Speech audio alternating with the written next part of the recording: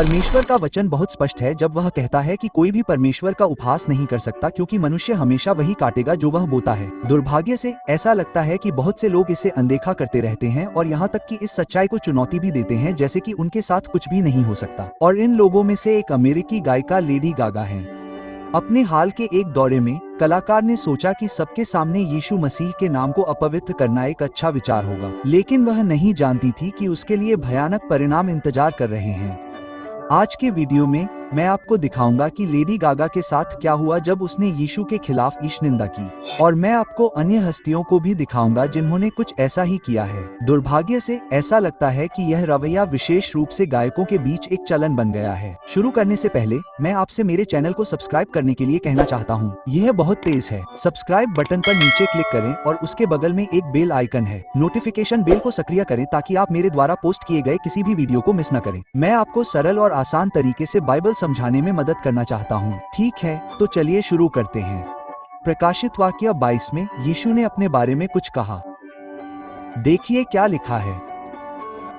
मैं अल्फा और ओमेगा हूँ, पहला और आखिरी, शुरुआत और अंत। इसे देखिए भाइयों और बहनों, जब यीशु ने कहा कि वह अल्फा और ओमेगा है, तो वह दिखा रहा है कि वह हमेशा से अस्तित्व में है और अंत तक रहेगा। ठीक है, और शायद आप नहीं जानते, लेकिन अल्फा और ओमेगा ग्रीक वर्णमाला के पहले और आखिरी अक्षर हैं जो बताते हैं कि वह सर्वशक्तिमान है और अनंत काल तक जीवित रहता है। और फिर कुछ लोग यीशु की पवित्रता और दिव्यता को नजरअंदाज करते हुए इतनी पवित्र चीज का अपमान करते हैं जैसे कि वह कुछ भी नहीं है। इसलिए आज मैं न केवल लेडी गागा के बारे में बात करना चाहता हूँ और दिखाना चाहता हूँ कि उसके साथ क्या हो रहा है, बल्कि मैं ये भी दिखाना चाहता हूँ कि कैसे कुछ महिलाएं अपनी प्रसिद्धि, अपनी लोकप्रियता का फायदा उठाकर ईसा मसीह का मजाक उड़ा रही हैं। और इससे पहले कि आप मुझसे पूछे कि मैं केवल महिला कलाकारों का ही उल्लेख क्यों कर रहा हूं, मैं चाहता हूं कि आप ये जान लें कि इसका लिंगभेद या पूर्वाग्रह से कोई लेना देना नहीं है। वास्तव में यदि आप चाहते हैं कि मैं केवल उन पुरुषों के बारे में एक वीडियो बनाऊं जिन्होंने प्रभु का मजाक उड़ाया है, तो इसे टिप्पणियों में लिखें, क्योंकि मैं बहुत उत्थानकारी सामग्री लाऊंगा। ठीक है, तो चलिए शुरू करते हैं।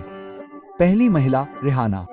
कई अन्य लोगों की तरह यह अमेरिकी गायिका भी एक ईसाई घर में पली बड़ी है। हालांकि एक रेडियो स्टेशन को दिए गए साक्षात्कार में उसने स्पष्ट किया कि वह यीशु के बारे में अपने परिवार से प्राप्त शिक्षाओं में रुचि नहीं रखती है। आइए वीडियो के इस अंश को एक साथ देखें। आपकी आंख पर हाथ क्यों है? क्योंकि मैं शैतान की उपासक हूँ। आप किस बारे में बात कर रहे हैं? इसे देखो। होस्ट ने उससे पूछा कि वह अपनी आंख पर हाथ क्यों रखती है और रिहाना ने जवाब दिया, क्योंकि मैं शैतान की उपासक हूँ। दया करो भाइयों और बहनों। और अब चलते हैं दूसरी महिला की ओर जिसने यीशु का मजाक उड़ाया, ओपरा विनफ्रे। ओपरा एक टेलीविजन होस्ट, अभिनेत्री और अमेरिकी निर्माता हैं जो अपने talk show the Oprah Winfrey show के लिए जानी जाती हैं, जो टेलीविजन के इतिहास में सबसे ज्यादा देखा जाने वाला साक्षात्कार कार्यक्रम था। ओपरा अपनी चुनौतियों पर विजय पाने की कहानी और बड़ी हस्तियों और सार्वजनिक हस्तियों के साथ अपने साक्षात्कार के लिए प्रसिद्ध हैं। एक पुराने साक्षात्कार में उन्होंने पहले ही कहा था कि यीशु मसीह स्वर्ग का एकमात्र रास्ता नहीं है, लेकिन यह एकमात्र ऐसा उदाहरण नहीं था जहां उन्होंने प्रभु की अवहेलना की। होस्ट स्टीवन कोलबर्ट के साथ एक टॉक शो में ईसाई होने का दावा करते हुए उन्होंने भगवान के बारे में चुटकुले बनाए, एक स्क्रीन पर कंप्यूटर से उत्पन्न एक व्यक्ति के साथ बातचीत करते हुए खुद को भगवान होने का दावा किया। इस सीक्वेंस में झूठे भगवान ने ओपरा का प्रशंसक होने का दावा किया और कहा, मैं यीशु को बताने के लिए इंतजार नहीं कर सकता। देखिए कैसे हुआ। ओपरा, स्टीफन, क्या चल रहा है? अरे अरे अरे अच्छा, यह भगवान है। हर कोई इसे प्रभु के लिए गाता है। अरे हर कोई, बस मेरी अच्छी बात कहो। मुझे इसके लिए खेद है। ओपरा, मैं माफी चाहता हूँ। क्या मैं आपकी मदद कर सकता हूँ? भगवान, मैं किसी महत्वपूर्ण व्यक्ति से बात कर रहा हूँ। ओह, मुझे पता है स्टीफन, मैं आपका बहुत बड़ा प्रशंसक हूँ। यह सुनकर बहुत अच्छा लगा। मैं भी आपकी बहुत बड़ी फैन हूँ। भगवान, सच में हूँ। वाह, ओपरा जानती है कि मैं कौन हूँ। मैं जीसस को बताने के लिए और इंतजार नहीं कर सकती। Oprah Winfrey 2020। हाँ, वो कर सकती है। और अब तीसरी महिला, मैडोना। यह किसी के लिए भी आश्चर्य की बात नहीं है कि मैडोना उन महिलाओं में से एक हैं जिन्होंने अपने करियर की शुरुआत से ही जीसस और ईसाई धर्म के प्रति सम्मान की कमी दिखाई है। उदाहरण के लिए, वह क्रॉस को फैशन एक्सेसरी के रूप में इस्तेमाल करने वाली पहली कलाकारों में से एक थी। इसे नेकलेस और इयररिंग्स में पहनती थी। कुछ समय बाद उन्होंने इसे एक प्रार्थना की तरह हिट किया और म्यूजिक वीडियो में वह जलते हुए क्रूस के सामने नाचती हुई, एक अश्वेत संत को चूमती हुई और एक चर्च के अंदर गाती हुई दिखाई देती हैं। वीडियो को लेकर इतना विवाद हुआ कि कुछ देशों में इसे प्रतिबंधित कर दिया गया, लेकिन मैडोना यही नहीं रुकी। जस्टिफाई माई लव के मूल म्यूजिक वीडियो को MTV पर उसकी अत्यधिक कामुकता के कारण सेंसर कर दिया गया था। सेंसरशिप से नाराज मैडोना ने एक और भी आक्रामक संस्करण बनाया, जिसमें उन्होंने प्रकाशित वाक्य की पुस्तक से छंदों का पाठ किया। इस स्थिति के कारण पोप जॉन पॉल द्वितीय ने इतालवी लोगों से देश से गुजरने वाले उनके दौरे में शामिल न होने का आग्रह किया। लाइव शो के दौरान यीशु मसीह और उनके लोगों के प्रति उत्तेजना भूत भगाने और हस्तमैथुन के अनुकरण से बढ़ गई। क्या आप इस पर विश्वास कर सकते हैं भाइयों और बहनों? तो चलिए चौथी महिला इवेट सानोलो की ओर बढ़ते हैं। यह सबसे ताजा मामला है और ब्राजील के साल्वाडोर शहर में पिछले कार्निवल के दौरान हुआ था।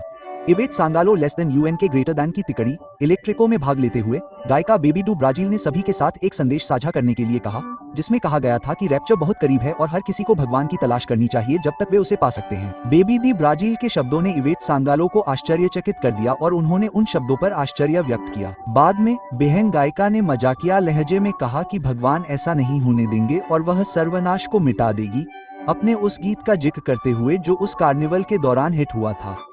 इवेट सानंगालो ने कहा कि वह सर्वनाश को मिटा देंगी, जिसका अनुवाद सर्वनाश को हराने के रूप में किया जा सकता है। बदले हुए भाव के साथ इवेट सानंगालो ने कहा, मैं मकाटांडो गाऊंगी क्योंकि भगवान अब मकाटांडो भेज रहे हैं। ये जीसस मसाटांडो है। भगवान की शक्ति किसी भी आज्ञा, किसी भी ऊर्जा से बड़ी है क्योंकि वह सबसे महान ऊर्जा है। उद्धरण चिन्ह। और इवेट सानंगालो के अपमान का परिणाम 48 घंटे बाद उसी कार्निवल के दौरान भुगतना पड़ा। इवेट सानंगालो की तिकड़ी इलेक्ट्रिको का साल्वाडोर में एक गंभीर हादसा हुआ जब गायिका परफॉर्म कर रही थी और वह लगभग पलट गई थी। रिपोर्ट के अनुसार वाहन पर लगी कार्बन डाइऑक्साइड ट्यूब में विस्फोट हो गया, जिससे 2 लोग घायल हो गए। और अब आप सोच रहे होंगे, पादरी, आप केवल उन महिलाओं के बारे में क्यों बात कर रहे हैं जिन्होंने जीसस और ईसाई धर्म का मजाक उड़ाया? क्या पुरुषों ने भी ऐसा नहीं किया है? बेशक भाइयों, कई पुरुषों ने जीसस का मजाक उड़ाया है, हमारे ईसाई धर्म का अपमान किया है, लेख करती हैं और उनकी शक्ति का मजाक उड़ाती हैं। उसी तरह कुछ महिलाएं भी हैं जो उनसे प्यार करती हैं, अपना जीवन उन्हें समर्पित कर देती हैं और उनका जीवन हमेशा के लिए बदल जाता है। इस संबंध में मैं आपको मैरी मैगलीन नाम की एक महिला का उदाहरण देना चाहता हूँ। बाइबल कहती है कि वह व्यभिचार और वेश्यावृत्ति में जी रही थी जब तक कि उसकी मुलाकात ईसा मसीह से नहीं हुई, जिसने उसके अंदर से 7 दुष्टात्माओं को निकाला और उसके सभी पापों को माफ कर दिया। इस अनुभव ने मैरी मैगलीन के जीवन को मौलिक रूप से बदल दिया और वह ईसा मसीह की एक समर्पित अनुयायी बन गई और अन्य महिलाओं के साथ मिलकर ईसा मसीह के मंत्रालय का समर्थन करने लगी। वह उनके जीवन के महत्वपूर्ण क्षणों में भी मौजूद थी, जैसे कि उनके सूली पर चढ़ाए जाने के समय और उनकी मृत्यु के बाद ईसा मसीह के शरीर का अभिषेक करने के लिए मसाले तैयार करने वाली महिलाओं में से एक थी। वह यह खबर पाने वाली पहली महिला भी थी कि ईसा मसीह फिर से जी उठे हैं और उन्हें यह खबर शिष्यों तक पहुंचाने का मिशन सौंपा गया था। इस संदर्भ में मैं आप महिलाओं को यह दिखाना चाहता हूं कि अतीत में आपने चाहे कितनी भी गलतियां की हों, अगर आप सचमुच अपना जीवन ईसा मसीह को समर्पित कर देती हैं, तो वह आपके जीवन को बदल सकते हैं और उन लोगों के जीवन में आपका अद्भुत तरीके से उपयोग कर सकते हैं जिन्हें आपने शायद पहले कभी नहीं जाना होगा। जानते हैं, आमीन। इसलिए उन महिलाओं के बारे में बहुत सावधान रहें जिनकी आप इज्जत करते हैं। वे कौन से मूल्य बता रही हैं? वे क्या संदेश दे रही हैं? क्या वे आपको भगवान के करीब ला रही हैं या उनसे दूर कर रही हैं? इस पर ध्यान दें। ठीक है, और बुरे प्रभाव की बात करें तो मैं अपना वादा पूरा करूंगा। और अब मैं लेडी गागा के बारे में बात करूंगा। मुझे नहीं पता कि आप जानते हैं या नहीं, लेकिन लेडी गागा के शो में सबसे प्रतीक्षित गीतों में से एक का नाम है जुडास। आश्चर्यजनक रूप से यह महज संयोग नहीं है। ठीक है, गीत जुडास नाम के एक व्यक्ति के प्यार में पागल एक महिला के बारे में बात करते हैं, जिसमें बाइबल के अंशों और खासकर यीशु के बारे में कई संदर्भ हैं।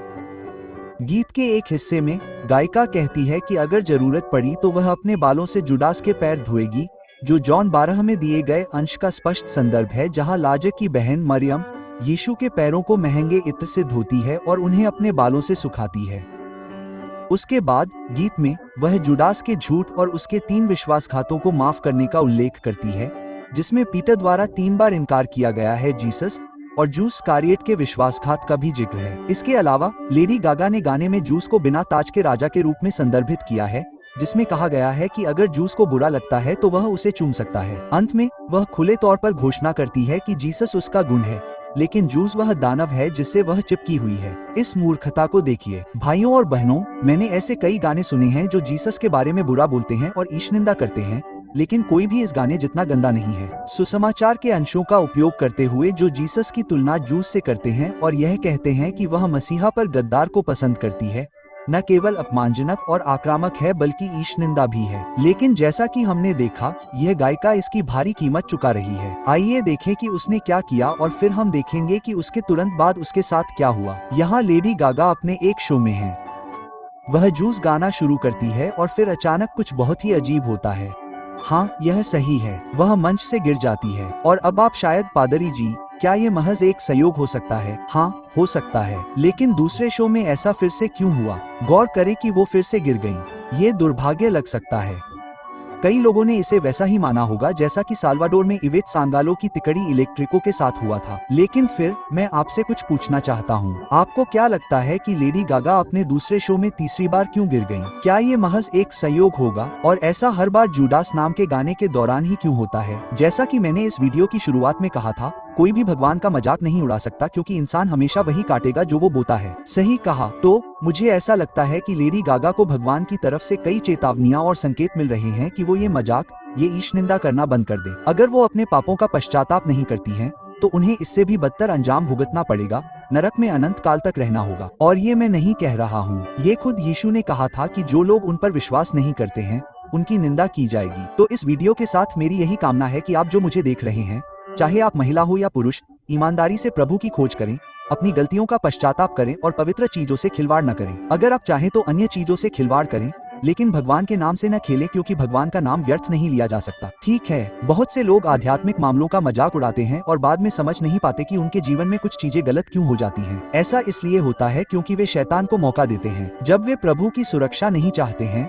तो शैतान कार्रवाई करता है। और फिर भाइयों और बहनों, हम जानते हैं कि वह कितना विनाश करता है। शैतान खिलवाड़ नहीं करता, उसी तरह भगवान भी खिलवाड़ नहीं करते। आज अनुग्रह का द्वार खुला है और कोई भी, चाहे वह धार्मिक हो या न हो, उसका अतीत बुरा हो या अपेक्षाकृत अच्छा, इससे कोई फर्क नहीं पड़ता। हर किसी को अपने पापों का पश्चाताप करना चाहिए, यीशु को अपने प्रभु और उद्धारकर्ता के रूप में विश्वास करना चाहिए क्योंकि वही एकमात्र है जो हमें बचा सकता है। आमीन। यीशु ने अपना कीमती खून बहाया, उनमें कोई पाप नहीं था, लेकिन कल्वरी क्रूस पर वह मेरे और आपके लिए मर गए ताकि हमें भगवान से फिर से जोड़ा जा सके, हमें भगवान से मिला सके प्रभु। और मैं ईश्वर को धन्यवाद देता हूँ क्योंकि कई साल पहले मैंने अपना दिल खोला, अपने पूरे अतीत, अपने पूर्वाग्रहों को छोड़ दिया और यीशु के प्रति सच्चा समर्पण किया। उसने मेरी जिंदगी बदल दी और आज मुझे अनंत जीवन का आश्वासन मिल सकता है क्योंकि यह मुझ पर निर्भर नहीं है बल्कि उसने क्रूस पर जो किया उस पर निर्भर है। मुझे आशा है कि आपको भी यह निश्चितता होगी। ठीक है।